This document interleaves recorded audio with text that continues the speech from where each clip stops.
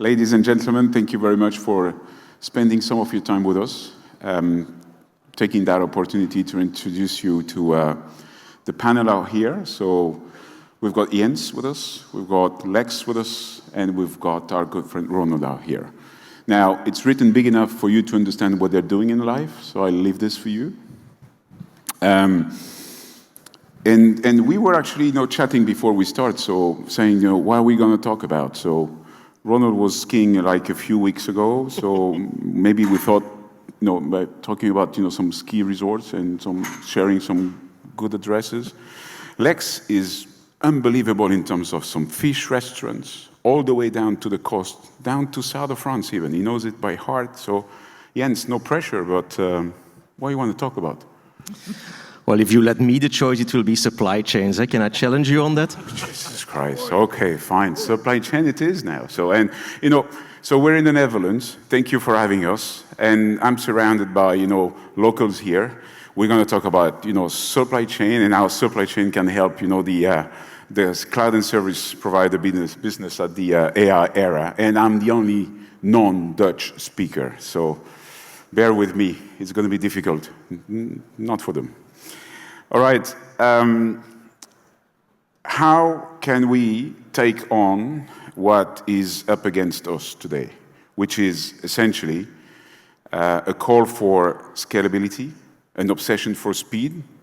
I would say if I have to make a definition of what cloud and service provider used to be, our commercial, cloud would be fast. AI bring faster. So being a technical company is not good enough. Limiting yourself to doing designs and architecture is not good enough. The name of the game is how can logistics that are actually becoming paramount today been kicking into that all-play game. So let me start with that very simple questions. I'm French. I'm used to it. So is the audience. I'm going to be stating the obvious, right? Does that need, obsession for speed, is paramount to the future of that business that we're in? So allow me to start with my friend. For 2 weeks we've been knowing each other, Lex? Yes. So thank you. So if we look at AI, and if we look at Gen AI is now 3.5 years old, and we see how quickly the cognitive capabilities of AI is going. So if we assume with the same speed, and then by 2029 it will surpass a human brain cognitivity. And at that moment, if we do not control it, we have no idea what it's doing to us. It may do influences in ways that we do not understand. So, yes, the race is on. That's for certain. Short answer, race is on. We need to do something in Europe, but not solely as European companies. Personally, I believe that, let's say, the large players should have a headquarters in the US, headquarters in Asia, headquarters in Europe, and act as per region. So otherwise it doesn't scale. Otherwise you will have 3 different systems, 6 times the amount of energy required, no communication, a lot of trouble, and no good digital economy in society. So you pointed out something that, naturally I would be, interested to jump into, because you're talking about the 7th wave of artificial intelligence. We actually exchanged quite a bit on LinkedIn on that earlier on. But to your point, I hear your call of harmonization of what has to be happening on that race, which is a race. You rightly said it. On that race, logistics becomes, a pivotal role into there. So, Jens, warm welcome to the village.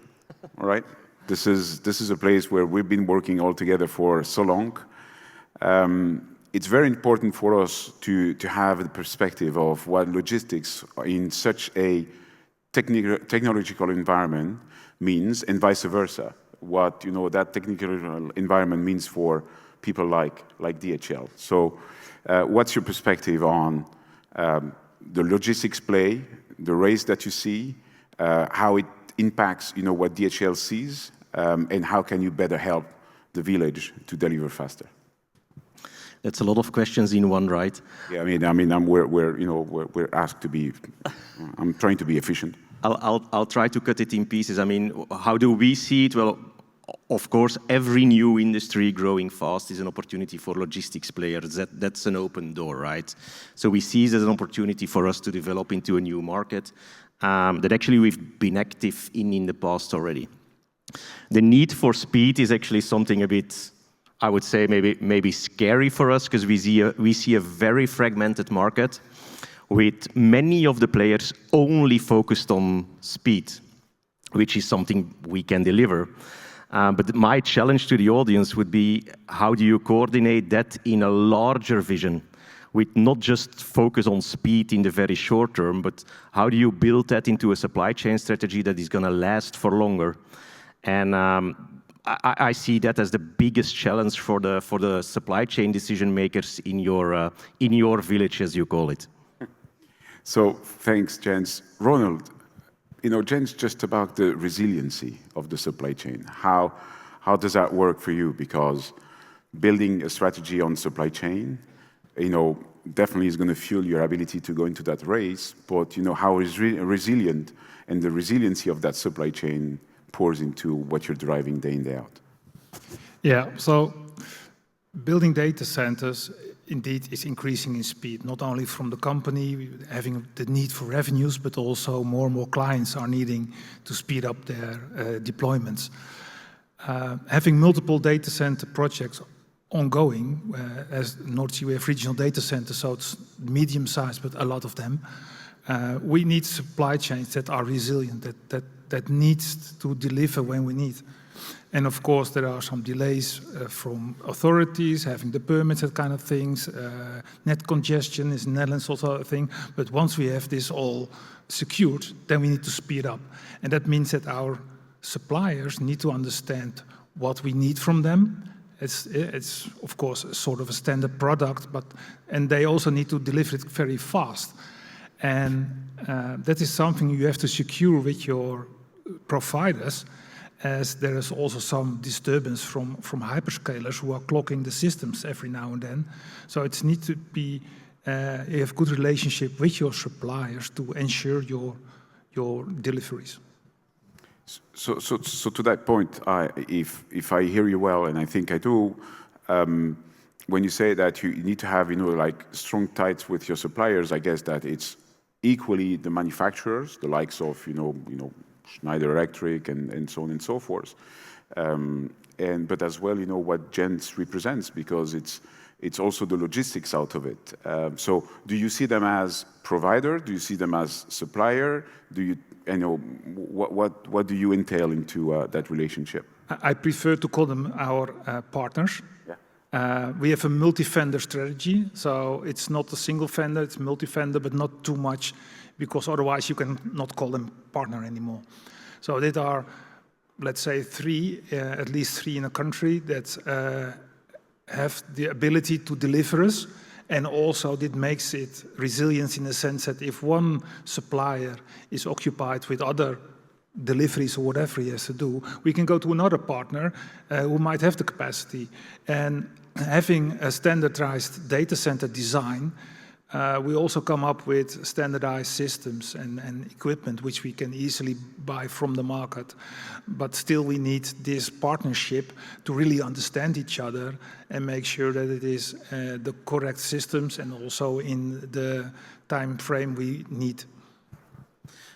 May I add to that? Please. I would say linked to that is, for us to be able to build resilient and also optimized supply chain when it comes to from a cost perspective, is to have visibility on your projects, right? And if I compare it to other industries, very mature industries, we as logistics players, we have through our customers perfect insights into the needs of the market, the forecasts of the market.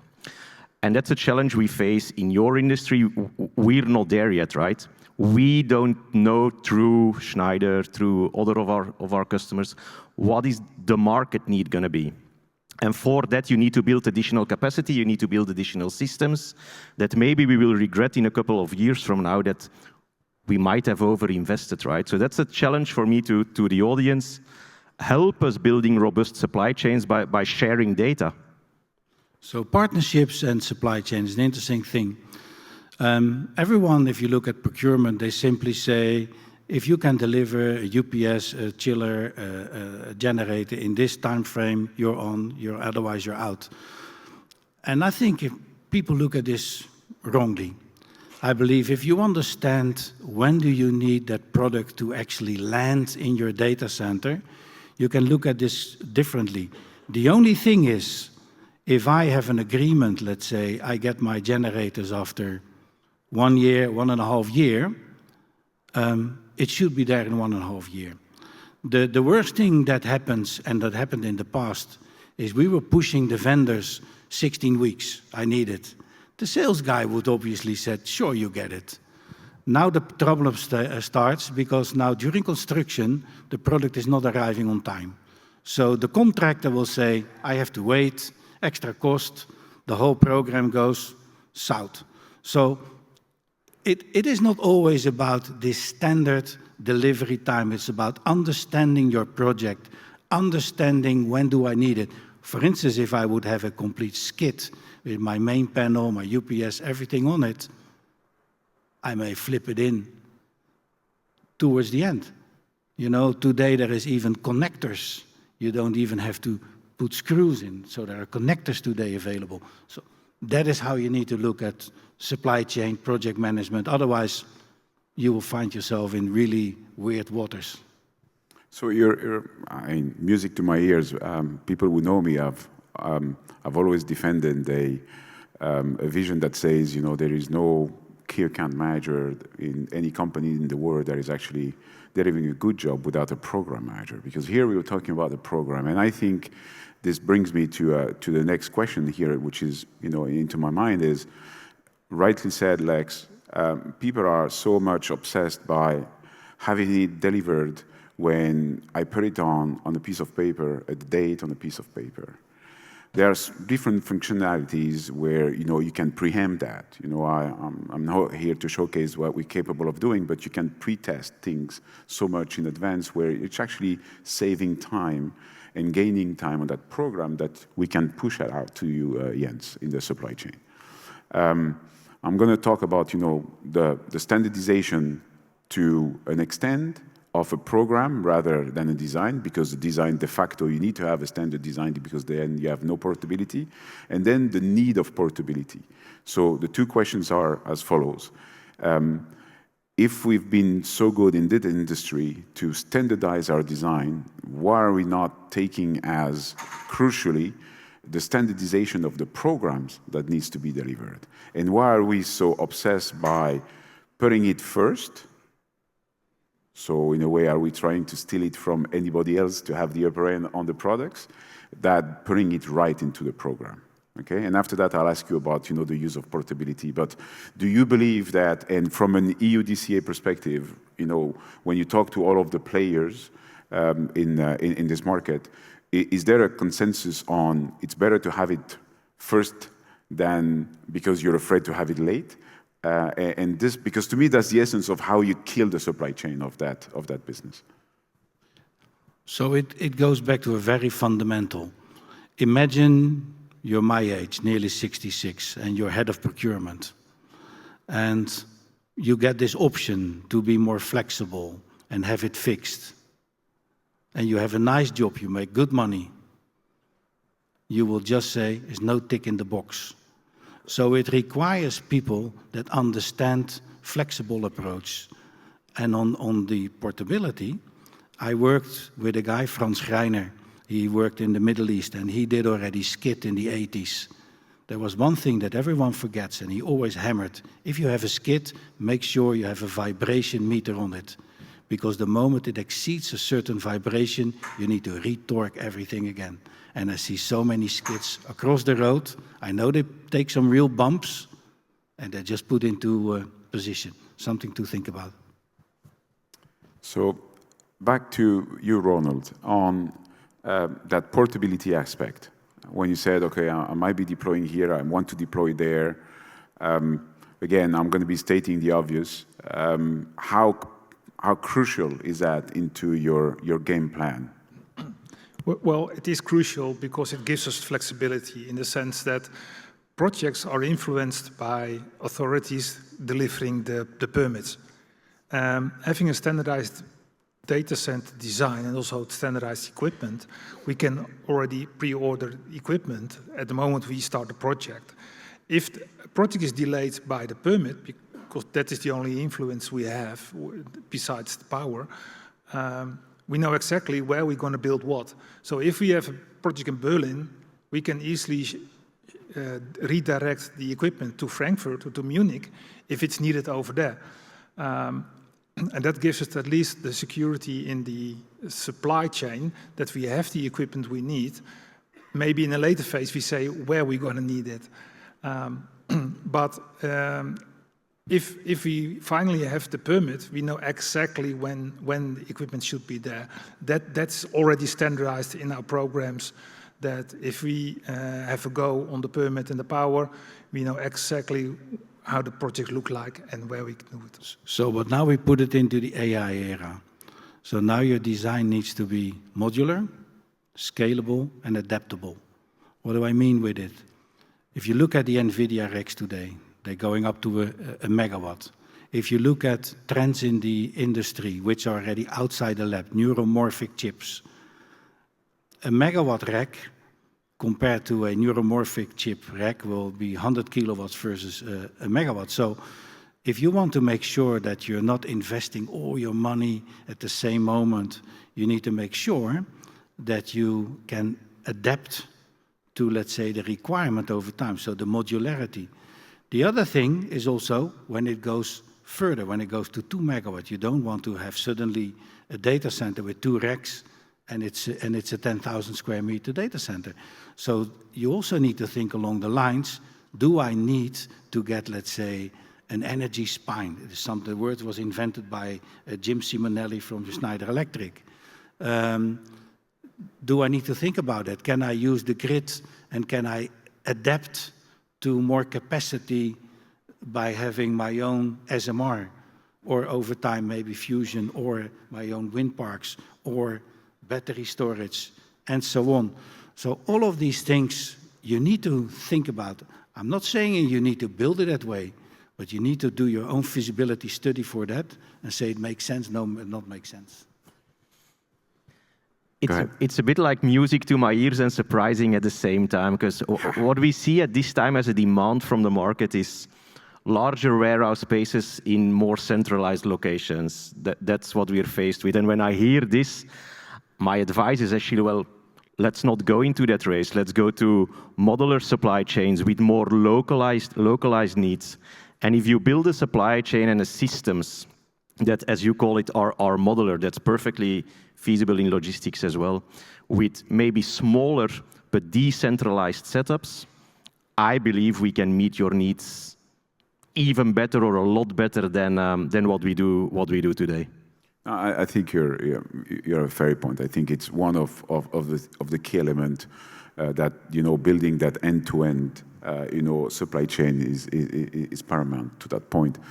On that AI topic that you brought, question to, sorry Jens, that's going to be a bit technical, but not technical. It's me asking questions at the end of the day. That's okay. It can't be that technical. Come on. But you talked about the AI era, and you talk about the scalability. How do you see then liquid cooling, and how can we make liquid cooling more scalable? So the first thing you need to realize is when you talk about AI, you typically talk about the large customers that will typically come to you. So the first thing you need to understand, line of sight. Because you can build, you can have a permit, you can have land, you can have power for 200 megawatt. But you know these guys, if they have no line of sight for the next 200 megawatt, If they're really stuck, they may come to you, but otherwise they say, well, you know, there they have line of sight up to 1 gigawatt, and that's something that fits my program. So that's the first most important thing. And then you need to understand what's the problem we're trying to solve here. Am I trying to solve only for AI training? If I solve the problem for AI training, now I need to solve the problem as well for the grid, because AI training goes up and down in the load at a tremendous speed. So now I pull down a 400 megawatt system if I have a 400 megawatt training system. So now I need to make sure that I have conversations with my grid supplier, how my system works, and I may need to put, let's say, batteries to actually have a buffer in between to do that. Those conversations we have at EUDCA level now with the large grid providers, NSOE, with Acer, and these are really, really interesting and difficult topics to solve.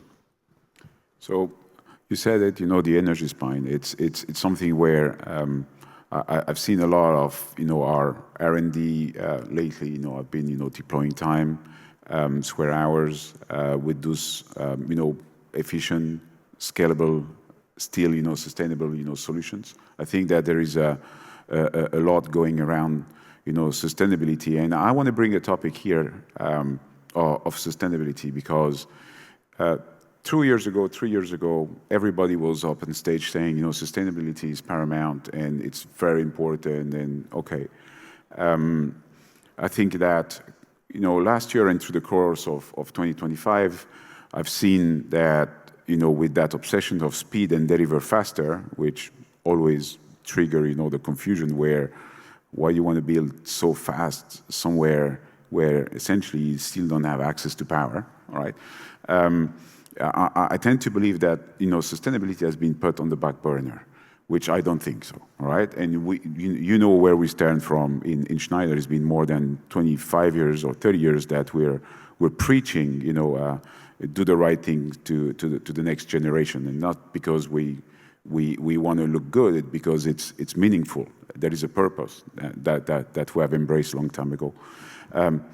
Ronald, do you see that? And after that, I'll come to you, Lex. Do you see that? I mean, you've been making some stands and having, you know, you've always been having a clear opinion on that. So, is it me that misreading, or is that market being, you know, obsessed by speed that somehow, somewhere, we're missing out on a key element of?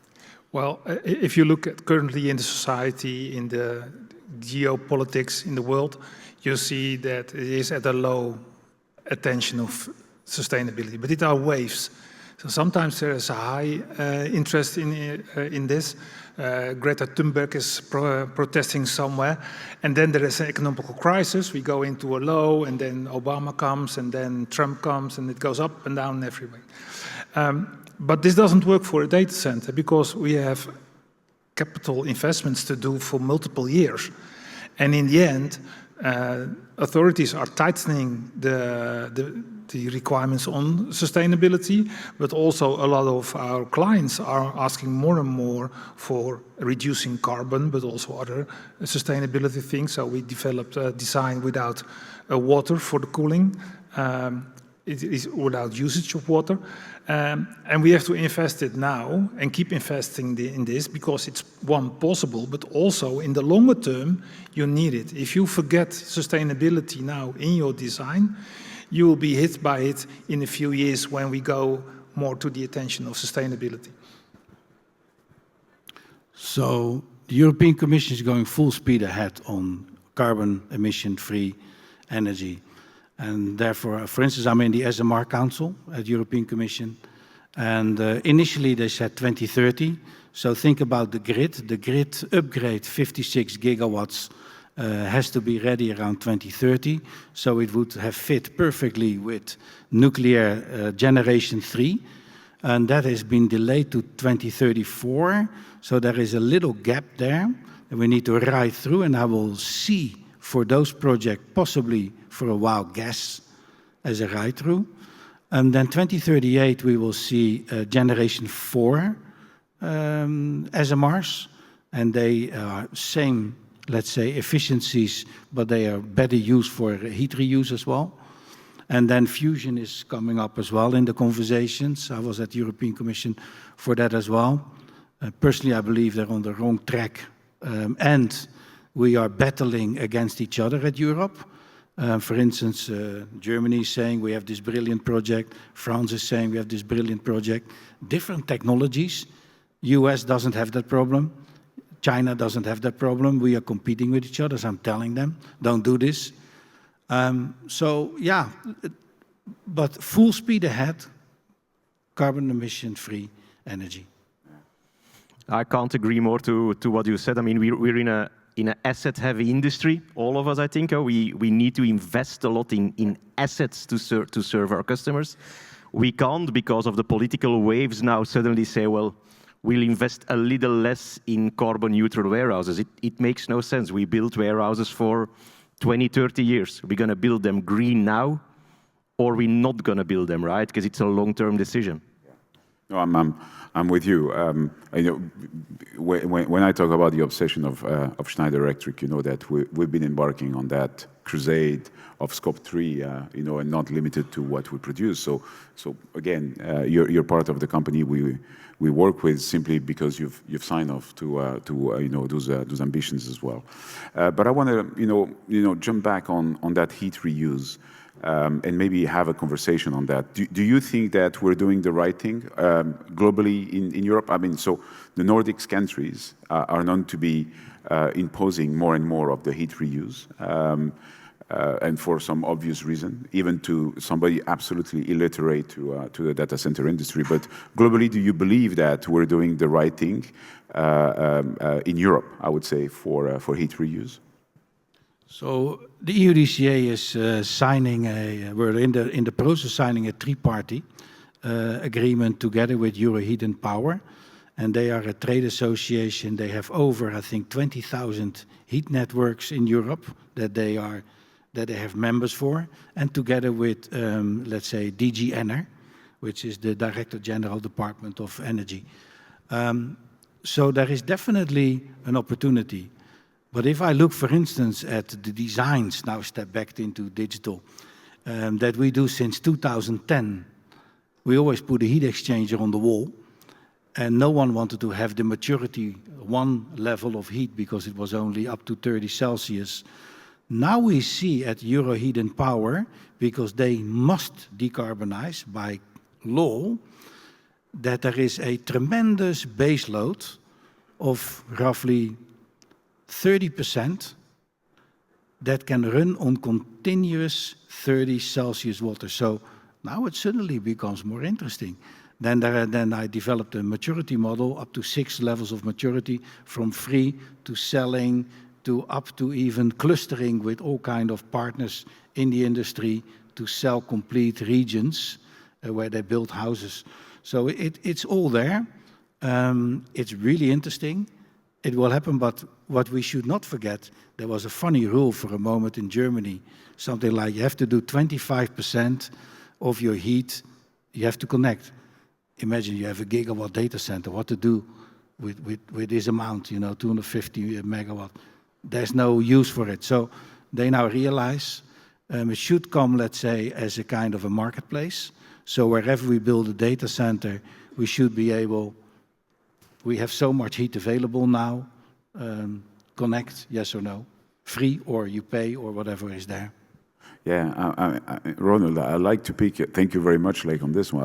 I like to pick your brain on your vision, simply because you mentioned, you know, I mentioned the Nordics, but you mentioned Germany. I found that yet again, the Netherlands on that topic have been the more practical to this, and there is a huge amount of tractions around that heat reuse in the Netherlands. So I'd like to pick your brain around that topic, Ron. Yeah, well, we have several successful solutions in the Netherlands, but also in Germany. We get more and more requests, not only by law because it's requested, but already as a private initiatives. Also in Switzerland, where we are active, but keeping it to the Netherlands, we see more and more interest from the market, either by large industrial companies asking for our power, Of course, it will ask for a bit of investment on their side with the heat pump, which is a more and more normal technology nowadays. But also, we see that a lot of these are very successful when the municipalities get involved. And then I'm talking more about residentials.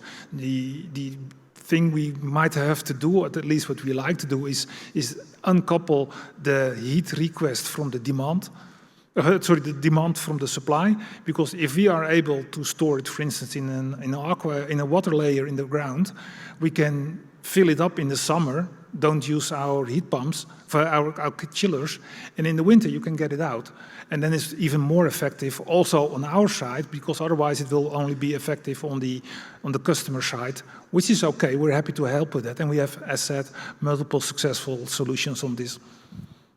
I see an opportunity there. We have a lot of large spaces to heat up, so whenever you build new, reach out to us. If we're close enough, we can use your heat for sure. And with data centers in the area of 10 megawatts, it is more easy to spread them into the area than having a 50 megawatt or even more. Yeah, that's clear. So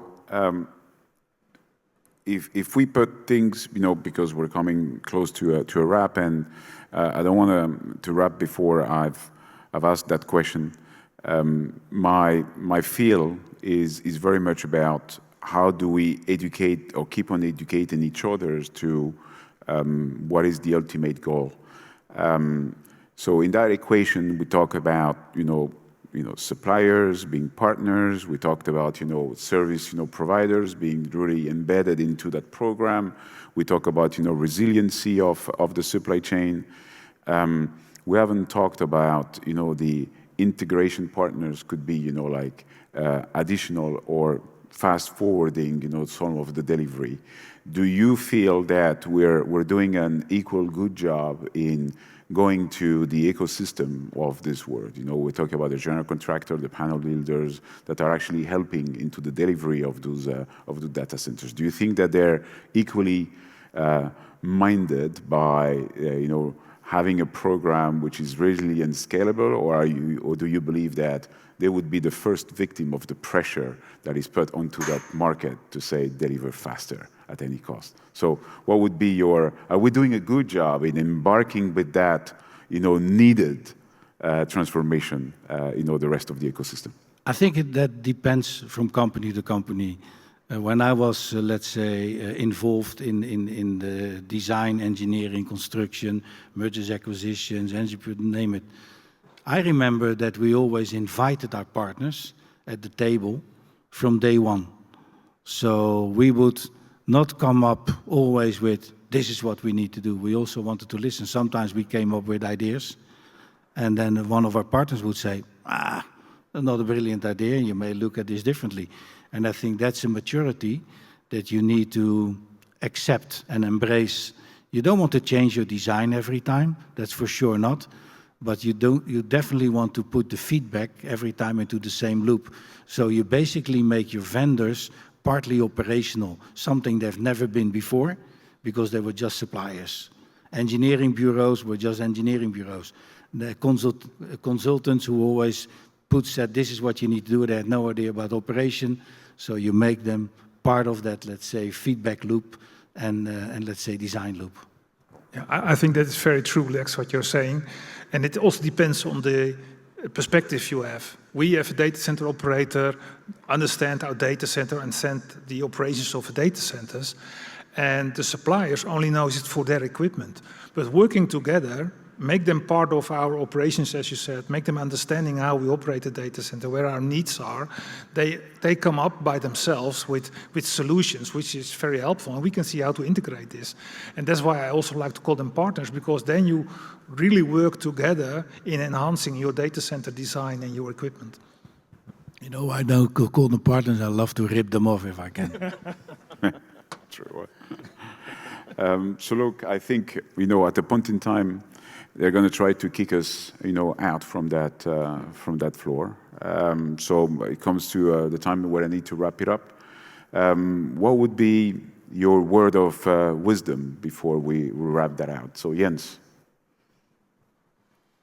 I have to go first on that difficult question. My word of wisdom would be try to use supply chain recipes that are fit for the maturity of what you need, which is agility, speed, and grow.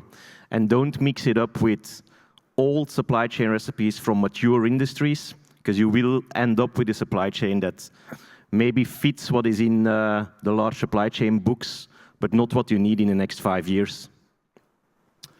Understand the future, build your business cases with sensitivities from the cheapest to the worst expensive case, and understand everything that comes out of it and make a decision on that.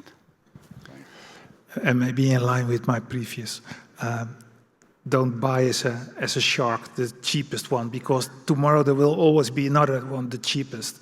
But this is not sustainable in the sense that you might end up in a few years saying, okay, now we bought some sort of equipment, but it's not suitable anymore. It's not usable anymore, or maybe not even we can maintain it.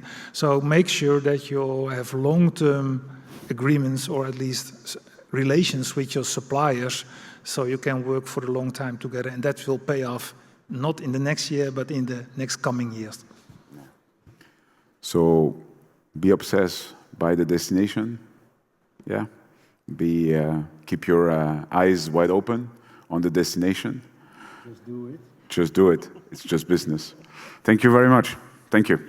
Thank you.